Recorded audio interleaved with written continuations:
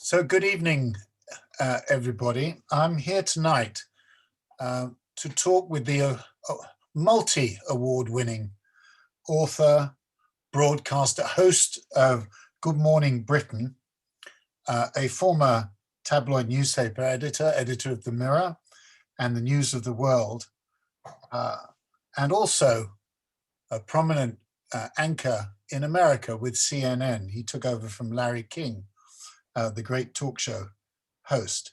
He is also, Piers, the author of Wake Up, Why the Liberal War on Free Speech is More Dangerous Than Ever. Now, this may or may not be relevant to the conversation we're going to have tonight. I've known Piers for a number of years.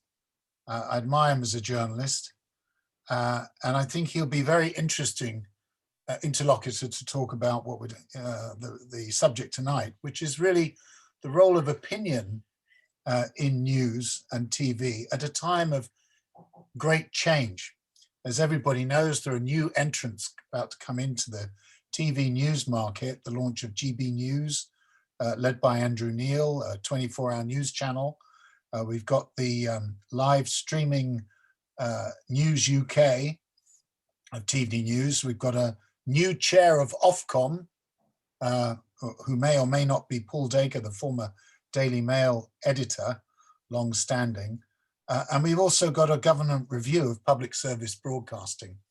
So I just want to begin, Piers, by asking you why is it that we're seeing so much upheaval in the broadcasting market in Britain today? Is it economic factors, political factors, technology, or what? I think it's the rising threat to conventional television from non-conventional television.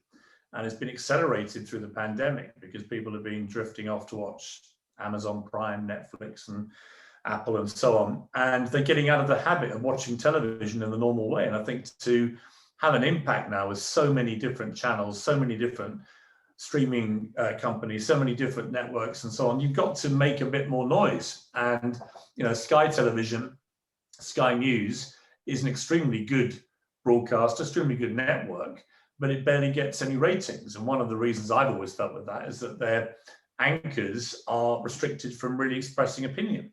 Whereas in America, even at CNN, which I was at for 4 years, you know, when I was there, they were pretty straight down the line, a bit like Sky News, but they've gone much more opinionated. Now, I think the danger comes with all this if anchors start to be politically partisan and it becomes obvious. And I've had issues with some of the CNN anchors who made it quite clear from the start of Donald Trump's presidency, they couldn't stand the guy.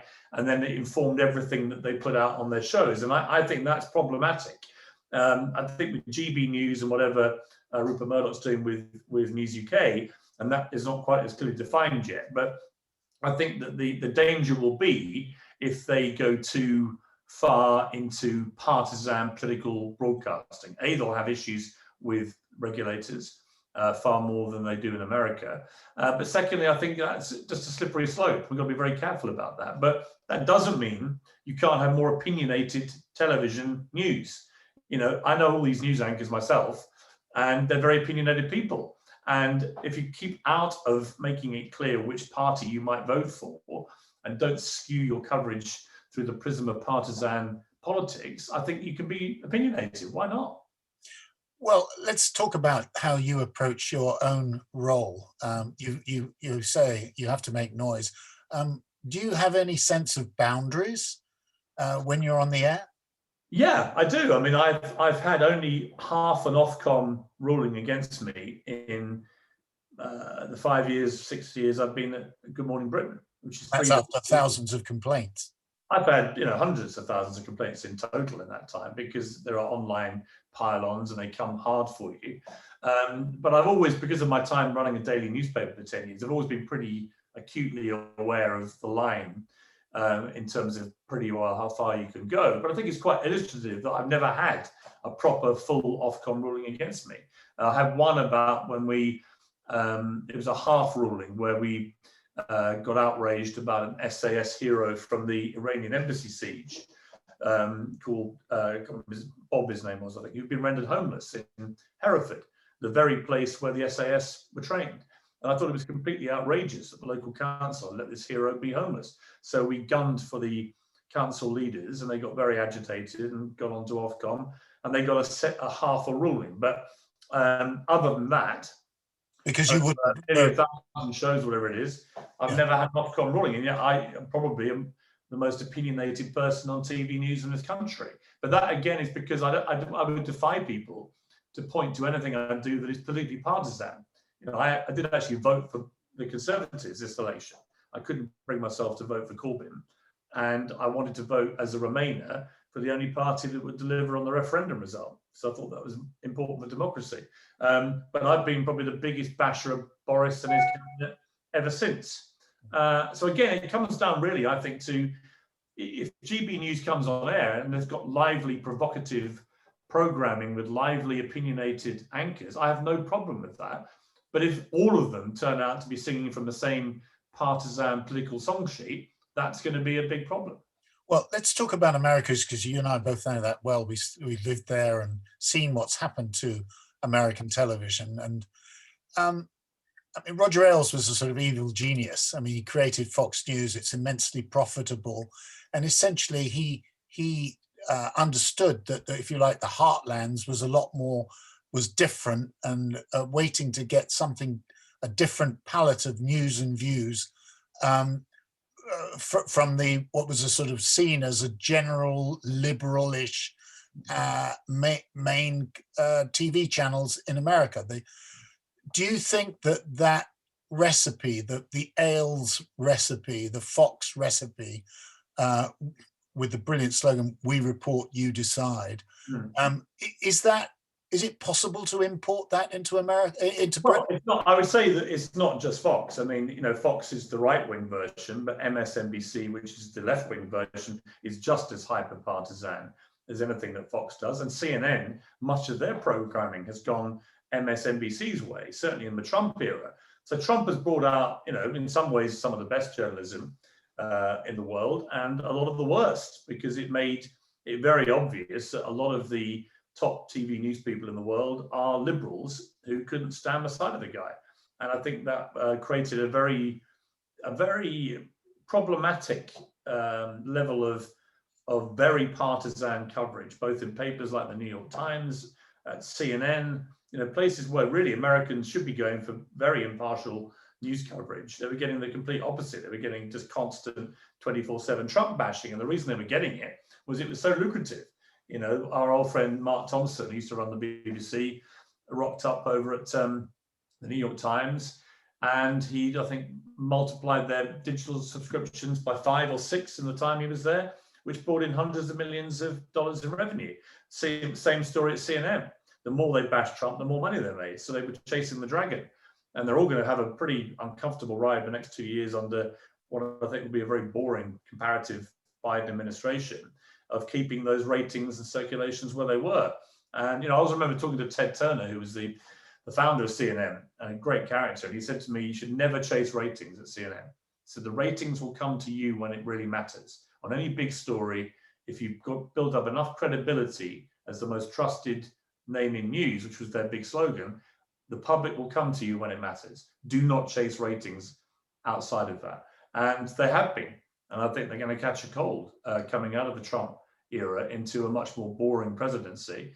What do? Once you've been all in as a sort of right-wing bashing network, you'll do the same as Fox, but in reverse. So I think that's going to be the issue here. And I think America is, like so often with these things, they've sneezed and we're now catching the cold. And the question is, how severe are we going to go with our cold and our more partisan news, if you like? But I do think you've got to keep coming back to the distinction between being opinionated about general issues and stuff in the news and being politically partisan to a party, because to me, they're two different things. Mm-hmm. Do you think there is a difference, though, between print and TV? Is there not? I mean, print in the UK Britain has always been partisan. You kind of know where it's coming from. Yeah. Whereas TV's been, traditionally at least, much more neutral. So this would mark a very big shift. It would, but I think it's a shift that is perfectly palatable, and I'm actually quite excited by it. I also think that rather like when Roger Ailes tapped into the big unspoken majorities, he put it in America and Middle America, as someone who travels a lot around America doing crime documentaries and did talent shows and whatever, it's a completely different world when you get down into Texas and Florida and Alabama and these places compared to the two coasts, the liberal elite, as Trump would call them, in New York and LA. And I think that it's quite similar here. The BBC has always historically been pretty skewed, liberal, elitist, intellectual types, Really? from or Manchester. And you think, do they have much in common with people, up north in the heartlands, which Boris managed to wrestle back by being quite a populist leader? I don't think they do really. So I think that the BBC has big issues about how they cover these things. The BBC coverage of Brexit was clearly skewed, in my opinion, clearly skewed in favour of Remain. And clearly they had a natural inbuilt institutional antipathy towards the idea of Brexit. Whereas I was somebody who wasn't convinced of either way, really, didn't think I knew quite enough about it all, but could see an argument on both sides, voted Remain, probably would again, although the vaccine rollout has been the best advert for Brexit you could ever have. And I think that in the end, you've got to accept the result. When I watched these liberals over here screaming about, and I'm a liberal, by the way, when I watched them all screaming away about Donald Trump not accepting the result of the election in America, I did have to laugh. I mean, they spent 4 years refusing to accept the result of the referendum. Well, so you can't have it both ways. I'm not talking about you directly, Lionel, although I could be. Yeah, you could be. I mean, but I'm surprised you think that BBC was so skewed against Brexit. We're going to come to the role of the BBC in just a minute. But I mean, I couldn't get on BBC TV. Is that got something to do with my looks or my? That might be an aesthetic thing, yeah. Yeah. So what? No, I don't think so. I think I felt they were naturally skewed to Remain, and certainly more instinctively than Brexit, because 98% of their staff, certainly in London, would have been Remainers, and that is an organisation like the BBC, I think. So what will this mean with the entry of GB News and the expansion of Murdoch coming back for in effect a second time, because he launched B-Sky-B 30 years ago. What do you think this means for the BBC's role as a public service broadcaster, wanting to maximize reach, the concept of universal service? Is that over?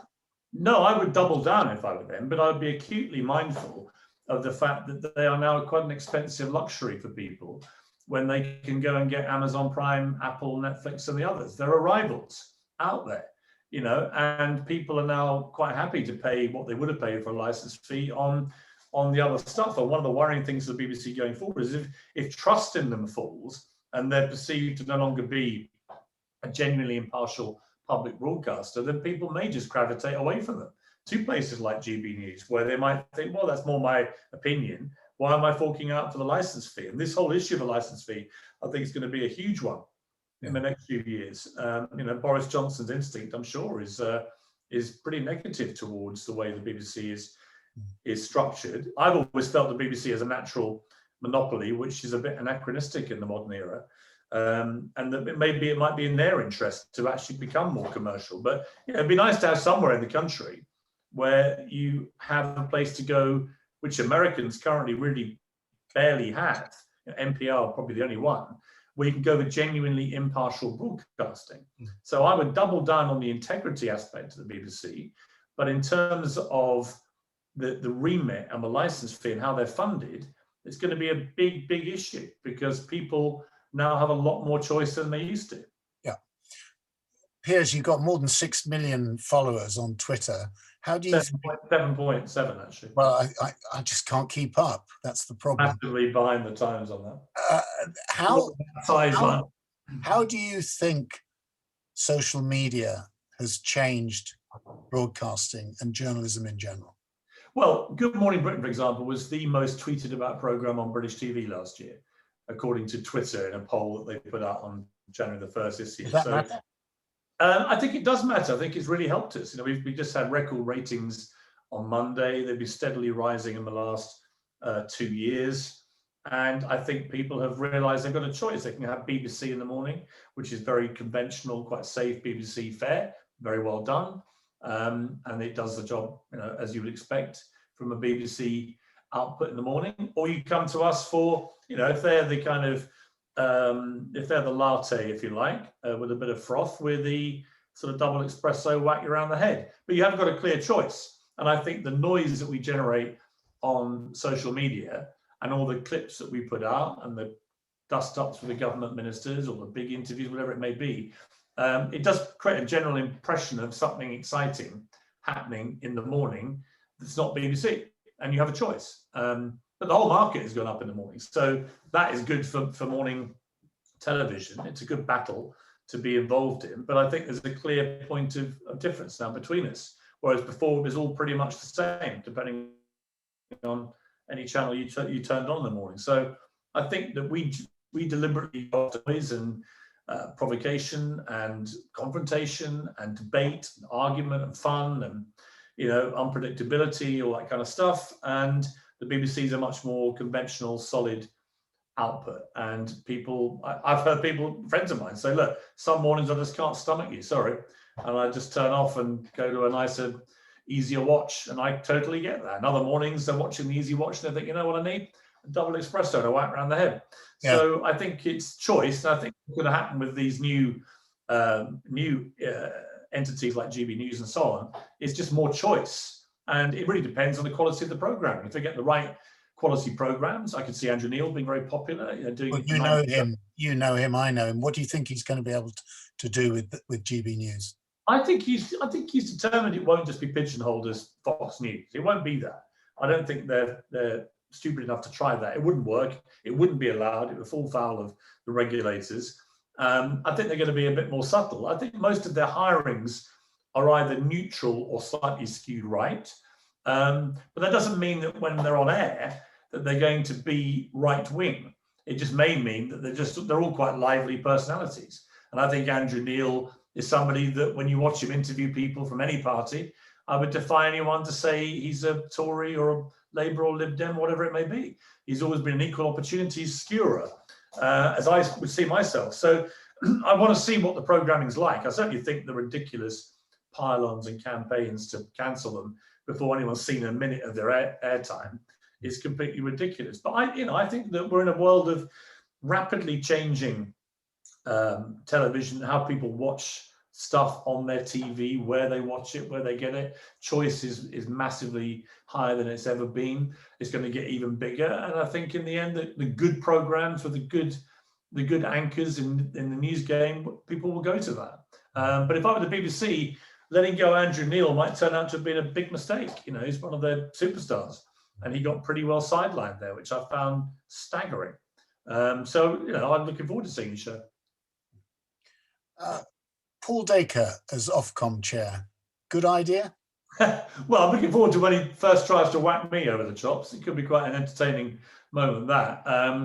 I think he'd be very good at the job, but he would bring with it all the Deeker bias that we saw from the paper he produced for 25 years. He obviously had very strong views about the BBC and about television, about regulation and so on. So he would be a bit, the poacher turned gamekeeper. But I do think he'd be, if he did do it, I think he'd be a rocket up the TV industry and probably quite useful for the BBC to actually have somebody whose instinct is the BBC's been overreaching and had too big a monopoly and been too entitled, if you like, to the way that they do their business model. And he might just push the right buttons for them. Whether he'll get it is another matter. I mean, Boris Johnson 6 months ago had no capital left, but right now there's a new poll coming out saying he's 13 points ahead, according to YouGov. So he might feel completely emboldened to do some radical stuff, and one of them may be Paul Deeker. But certainly get everybody going. So if you were Director General of the BBC, and that, who knows, that may be possible. That's not going to happen. I can, for anyone from the BBC watching this, if you just, it's just supposing, we'll play a little game here. If there were two things that you would do to make the BBC better and more relevant, what would they be? I would honestly, if I was running the BBC, I would probably move to scrap the license fee and have a different business model. I think it's anachronistic. I think people have too many other versions, and it's going to slowly eat away. I think the whole over 75 debate, where they reneged on their promise to the elderly of this country, many of whom had fought in the war, stuck in people's gullets. They were stitched up by George Osborne, though, weren't they? Well, they were sort of stitched up, but on the other hand, they took the increases in the license fee, 2 of them, and that was the deal. They would take the license fee increases, which they did, but they would carry on paying for the over 75s, and they or give them free licenses, and they reneged on that. So I don't have a lot of sympathy for them. I have to say it was the deal they struck. And it may have been pushed into it, but my argument to that will be, we'll get somebody in charge who doesn't get bullied by the government. But I think the license fee is going to just run out of fashion. It's just going to be overtaken by people who will be voting with their wallet anyway. So you may as well come up with a different way of funding it. And then I would just double down. I would try and avoid the cataclysmically self-harming, endless procession of woke bullshit which erupts at the BBC time and again, where they do stuff like getting like the last night of the proms crap, which just enrages people. And people will say, well, that's, it's the culture war on the right. Well, I'm not on the right, and I found it ridiculous and actually pretty offensive what they were doing. And I think it's that kind of thing where people think, why am I paying my license fee to have a bunch of wokies do this? And that's always been my problem with the sort of hard left element of the liberal world, is they don't see the wood for the woke trees. And if they did, they'd realize those kind of things are self-harming. They don't help. They don't help the causes they're trying to help. They don't help the people they're trying to help. They actually make things a lot worse because they create tension and agitation, and a natural resentment starts to build up from the very people they're trying to win over. So I just think I think that Tim Davies onto that. From what I've gleaned, I think he's a good guy. I knew him when he was in his Pepsi days, and he persuaded me to turn the Daily Mirror blue for the day. So he's very persuasive. But those are the 2 things where I think they've got to reach out more, particularly if they're going to try and neutralize the threat from something like GB News or News UK. They've got to reach out more to the heartlands of the country and not alienate them with some of the decision making that they make. Be more inclusive generally to the wider populace of the country. Understand that most people in the country are not on Twitter. Only 20% of Britain is on Twitter, and of that 20%, 10% make 80% of the noise, and I'm one of them. But it's a small number of people who seem to be screaming loudest on social media, dictating what people think the country's feeling. And that's why when Twitter wakes up after things like Donald Trump being elected or Brexit happening or whatever it may be, they're always completely aghast because their echo chamber didn't tell them that could possibly happen. But it's kind of representative, I think, that too many media people, maybe at the BBC or maybe elsewhere, take their lead from what they're reading on Twitter. And it's not the real world. It's not the real Britain. It's not the real America. So they've got to try and, I think, have programming which maybe goes back to the more glory days of the BBC, where they are a bit more, it's not about being right wing. It's just they're a bit more Middle England, if you like, rather than metropolitan elite. I think there is an argument that that's been one of the BBC's problems. So I would get rid of a license fee and I would de-woke it. Yeah. Rupert Murdoch, obviously a force for change, as we've seen in the newspaper industry and in the tea industry. A force for good too? I think he's a force for a compelling, brilliant businessman who loves newspapers, loves television, loved movies till he got rid of the movie side of his business. I worked with him as an editor. I found him unbelievably smart to work for, on top of his brief like no one I've ever worked with before or since.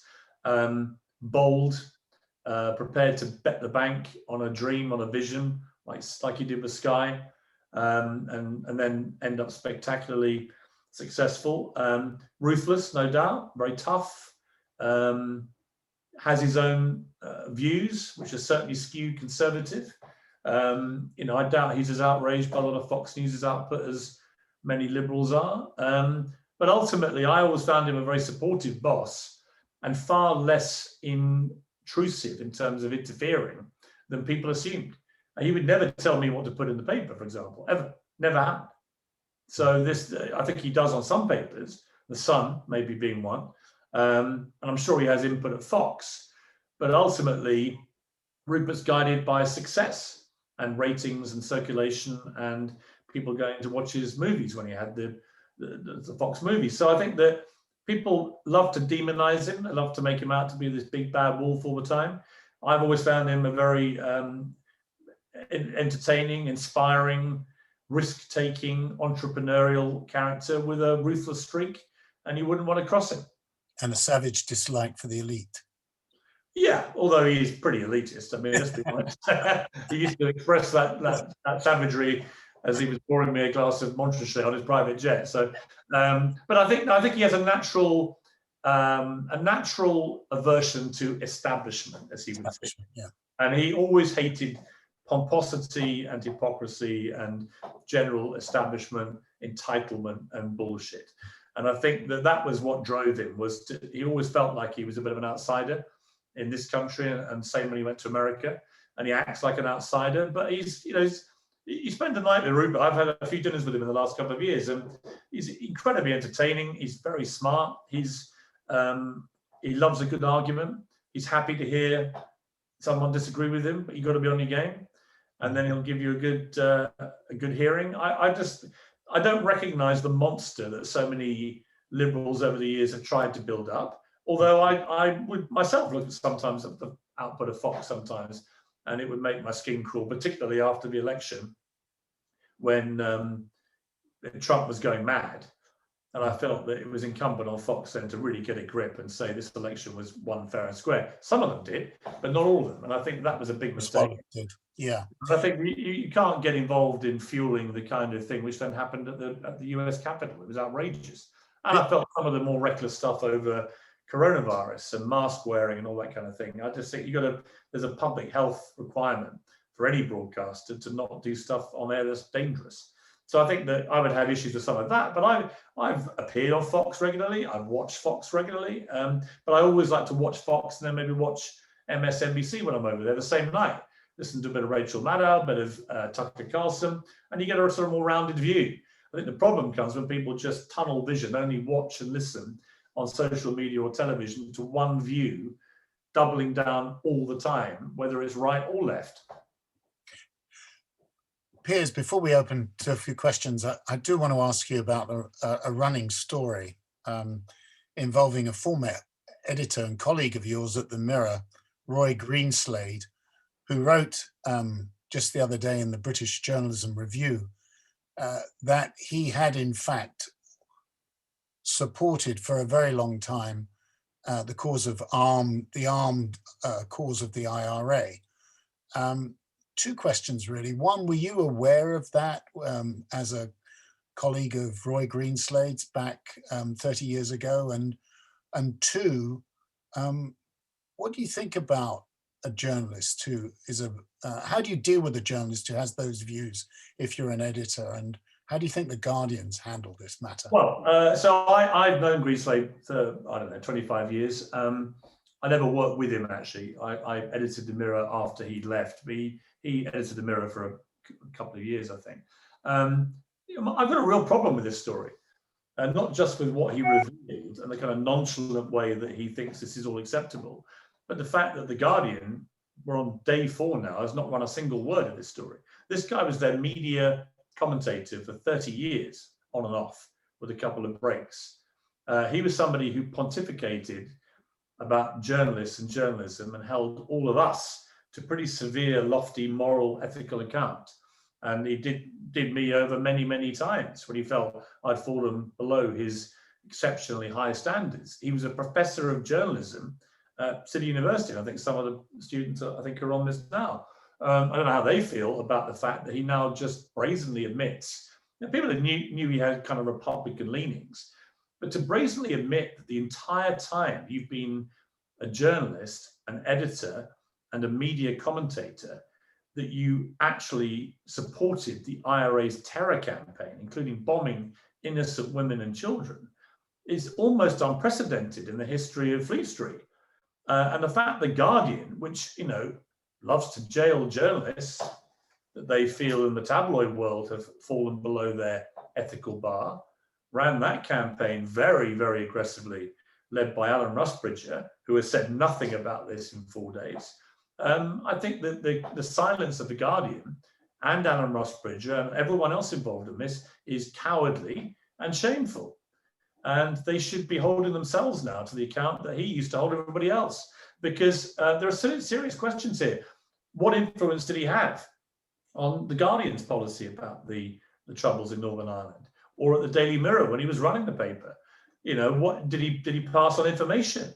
Was he privy to information from senior politicians that he then betrayed? I don't know the answers to these questions, but that piece he wrote was unbelievable to read for someone like me who's known him a long time and been on the receiving end of his pontificating. I think it does journalism a massive disservice when somebody so apparently respected for his, you know, impartial media commentary in The Guardian turns out to be somebody who, by his own admission, never admitted that he supported IRA terrorism to his colleagues because he wanted to pay his mortgage. I mean, it's hard to imagine a bigger abrogation of journalistic duty than somebody putting their mortgage payments ahead of actually having the honesty to tell their colleagues, I support the murder of innocent people, which was going on all the time through the 70s and 80s with some of these IRA attacks. And so I think it's a scandal that is currently being underplayed. And I think the role of The Guardian is spectacular. To say nothing, to not have a word. I mean, Lionel, when you ran the FT, if this was one of your guys, the FT had written a first-person piece admitting all this, would you not have run a word in 4 days? I mean, you would have. Yeah, I'm going to come to question in a minute. If you hadn't done, the Guardian would have led the campaign against you for your moral cowardice. I mean, I'm going to go to questions here, but to answer your question, Piers, I think there are 2 points. One is that there was clearly a problem in Roy Greenslade not disclosing that he wrote another column anonymously or under a pseudonym for a Republican news outlet or propaganda sheet, and that should have been disclosed under his media column. I mean, this is the point, that readers and viewers need to understand what the background is. And I suppose I was going to ask you the same thing, but you've put me on the spot. I mean, I think as an editor, if you have an internal problem like the Guardian has now, even if it's historical, and Greenslade made the admission himself, then you've got to run a straight news story and report what's happened. You have to. You have a moral obligation to. And of course, the great irony is that he would have been the first person the Guardian would have put up to write a piece, if that was you, saying the shameful moral cowardice of Lionel Barber not running a word about this extraordinary story involving one of their senior journalists.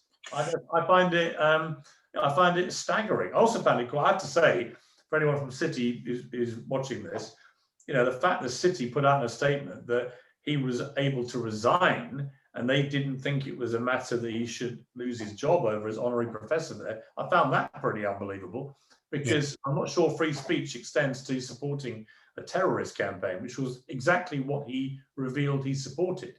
He supported the bombing campaign. And that guy's good, and he kept it secret for 35 years as he taught journalism and edited papers. I mean, I think it's just extraordinary. Yeah. So one of the questions, Piers, is it's very topical, not exactly on our subject of foxification, but is the question of mainstream media being, in effect, paid for its content by the big aggregators like Facebook. And you saw that, the new law in Australia. I mean, is that the way forward, do you think? Probably. I think it's a battle Rupert Murdoch was right to fight. Yeah, I think that they are the ultimate jackdaws, aren't they? They take everything, but they give nothing back. And I think that's clearly been damaging. And really, there ought to be a way of these super social media companies like Google, like Facebook, like Twitter, they should be able to work with big media organizations to both their mutual commercial benefit. And I think Rupert's argument, from what I could see, was this was clearly skewed completely one way. They were taking everything but giving nothing back. And I think that it was a battle that was worth having, but I think it should be a battle for all the media companies, all the newspapers that see all their content just stolen. We've got a question here from Susan, or more a comment, that says it's an interesting discussion so far, but I think the greatest threat to news and the interests of the citizen is not only being partisan, but not presenting the facts. Yeah.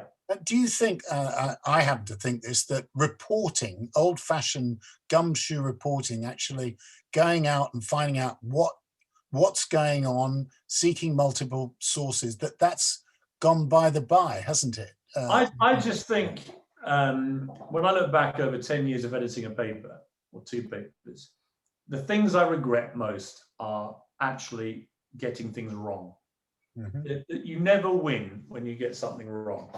You always lose. If you're factually incorrect, that is the worst place to find yourself as a news entity.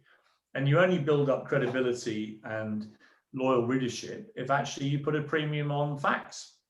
And I look back with regret on the times that we just got stuff wrong.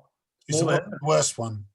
Yes. Well, I was telling someone yesterday, actually, it was quite funny in a way, but it showed you some of the perils of getting stuff right in a fast-moving daily newspaper environment. I remember when Paul McCartney and Heather Mills had their baby, and the story broke, and we were trying to find out what sex the baby was. It was a big tabloid story. It was on the front page of every broadsheet too. And we got hold of Paul McCartney's brother, Mike, at about 11 at night, and he told us it was a baby boy.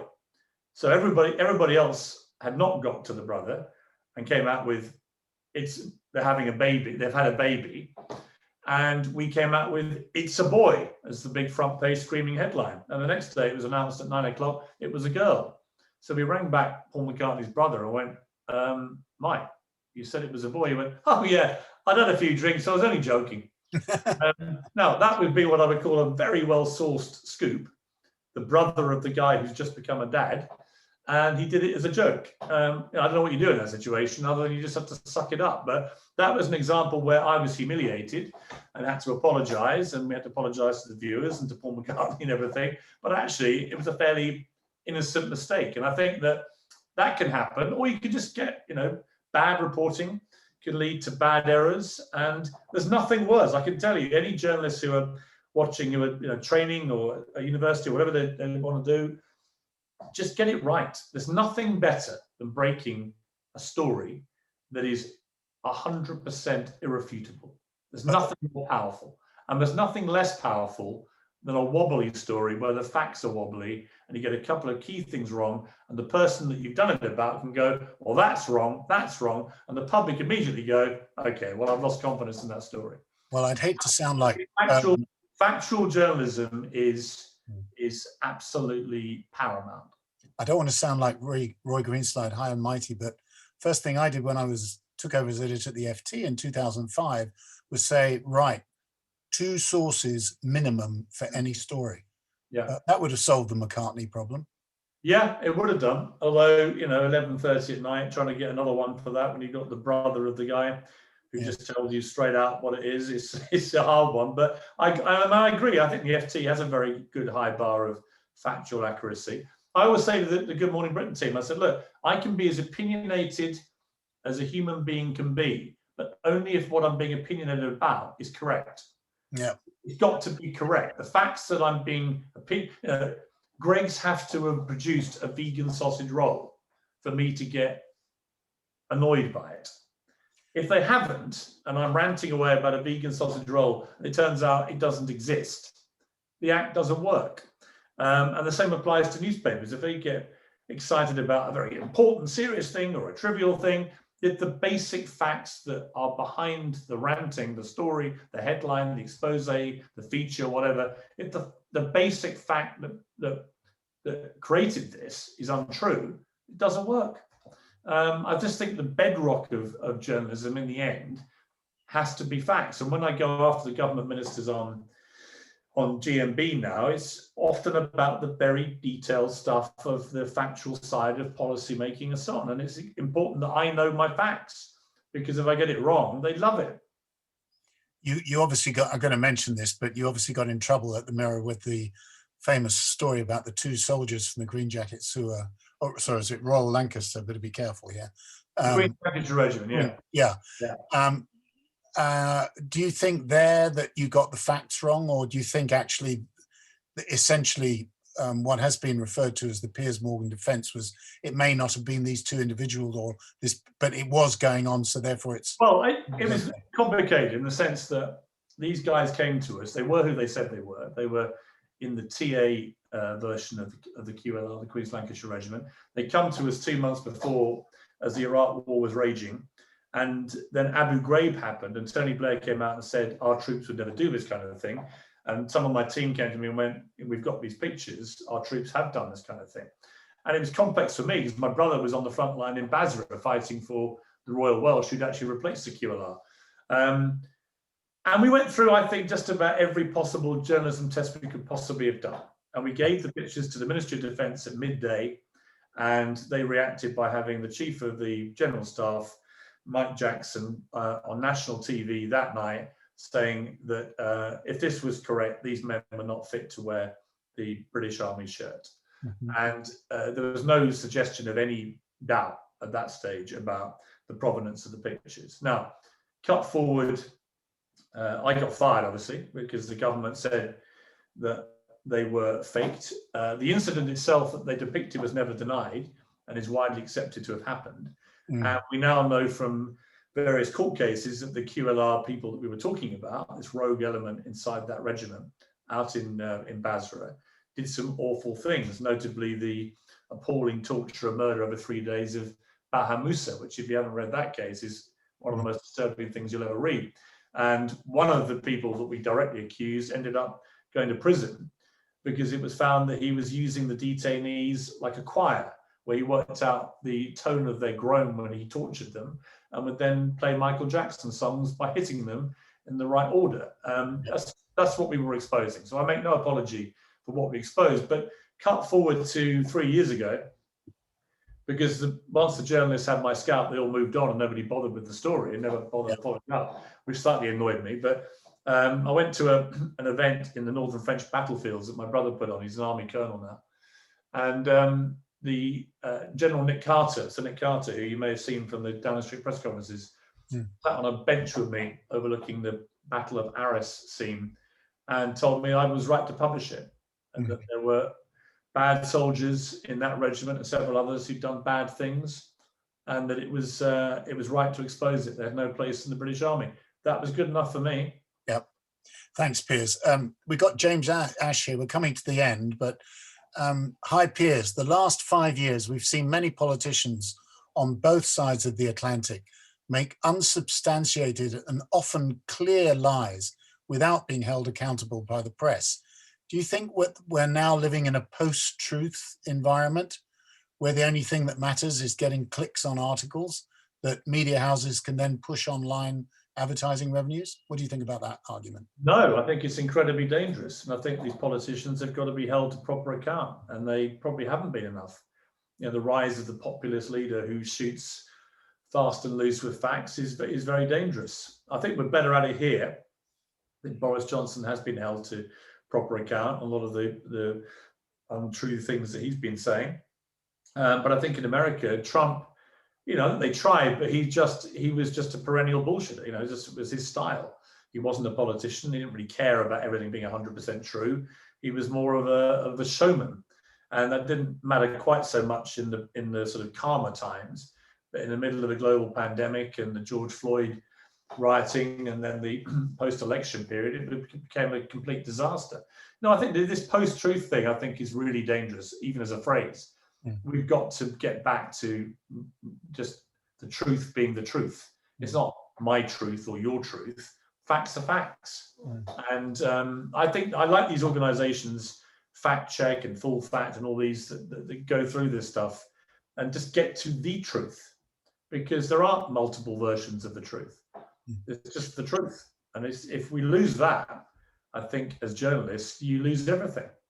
Piers, I find myself in a great deal of sympathy with almost all of what you've been saying. And certainly we share a great love of journalism. There was one thing that I was listening to in conversation with Ruth Davidson in Scotland, and which I think probably I slightly disagree with you, but I'd be fascinated to hear what your take is.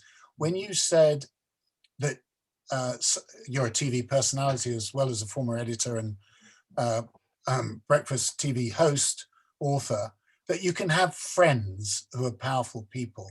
Mm-hmm. Whereas I've always taken the rather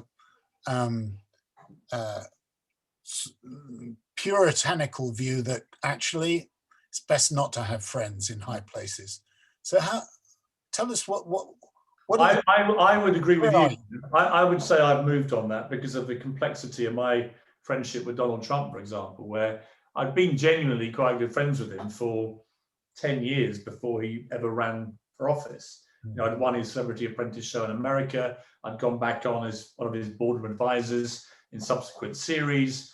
I interviewed him 30 odd times at CNN. He would ring me every 2 or 3 weeks for a chat. And then suddenly this guy's running for president and then he wins. And I was able to use that relationship to get the only 5 TV interviews he ever gave to British television, 2 as candidate, 3 as president. And that was great for me, although of course, if you don't club him over the head for the entire duration of the interview, you get smashed to pieces yourself. So there were advantages to it, but ultimately, I think it's easier not to be friends with people in positions of power. It's just easier not to be. And I think that it just creates unnecessary complications, but it's hard when they've already been your friend for a long period of time. Do you disown them just because they've become the most powerful person in the world? You know, if you suddenly ran for office, Lionel, and became prime minister, would I never speak to you again? I think, you know, these are interesting moral, ethical quandaries, aren't they? I like to think we could probably have a good relationship, where I still held you to account. Certainly, I don't think many people held Trump to a more ferocious account in his last year than I did. You know, I wrote about 30 columns on him in the last year, and they were pretty savage. And I ripped him on air repeatedly too. In fact, so badly, he unfollowed me on Twitter, which was his ultimate sanction. What do you find most appealing as an individual, apart from the fact you could go on his private jet? No, I mean, I think it was, I remember just, for example, do you mean before he became president or after? Well, we can take before and then after. Yeah, I mean, before I just found him good fun, to be honest with you. He was just different to other people. He was a showman, a bullshitting New York real estate tycoon showman, who was always very entertaining to interview, who was great fun behind the scenes, very mischievous, gossipy when he spoke to him. I had a half-hour conversation with him. He rang me out of the blue a week before the election. And if you could listen to that conversation now, you even if you hate it, you'd find a lot of it entertaining. Most journalists I know secretly admit they slightly miss him because he was great copy. And you can hate him, but also appreciate he was entertaining at times as well and funny and all the rest of it. Unless you have a blind pathological hatred of him, but some people do. So I found him, just an interesting, complex, massively narcissistic character. Always had to be about him, obviously.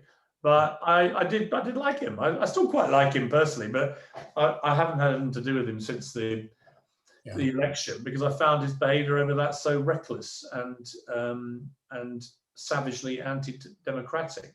But he gave me moments like on Air Force One. I remember standing at standstill and watching. He was with the Queen and flying back on Marine One in a sort of group of helicopters. And I was standing on the tarmac, which had all been closed, and there were Air Force One and the backup Air Force One. There was the Beast and the backup Beast, and there were 100 armed police, 100 Secret Service. There were 2 Black Mariahs with SAS guys kitted out and all the gear.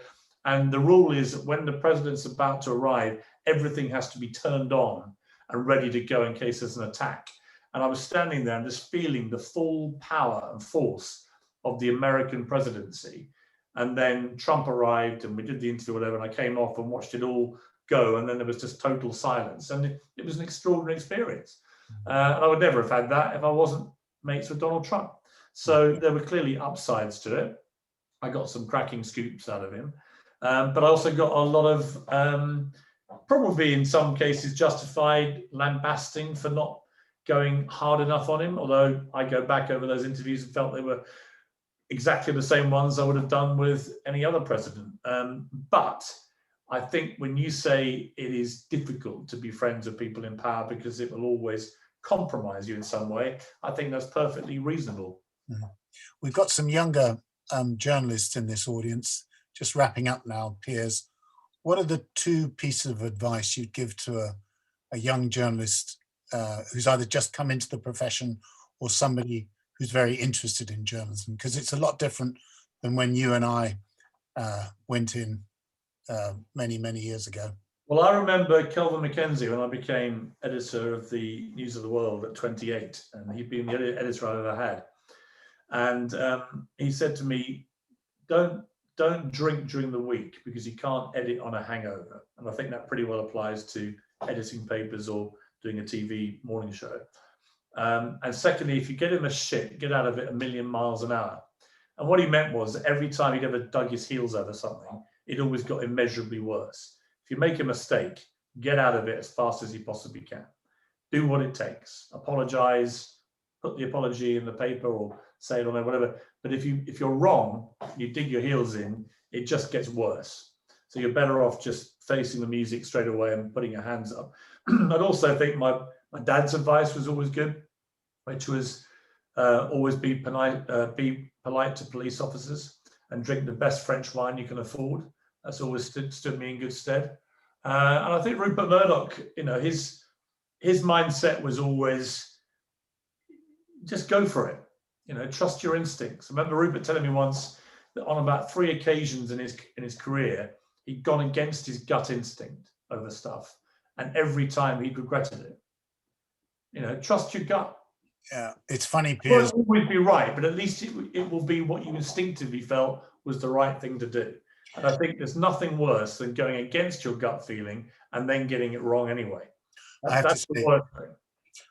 Piers, what you said about cutting your losses if you've made a mistake or others have made a mistake and just fessing up early is probably one of the most important lessons that I learned as an editor. It's one of the first things I did because we inherited a horrendous libel suit.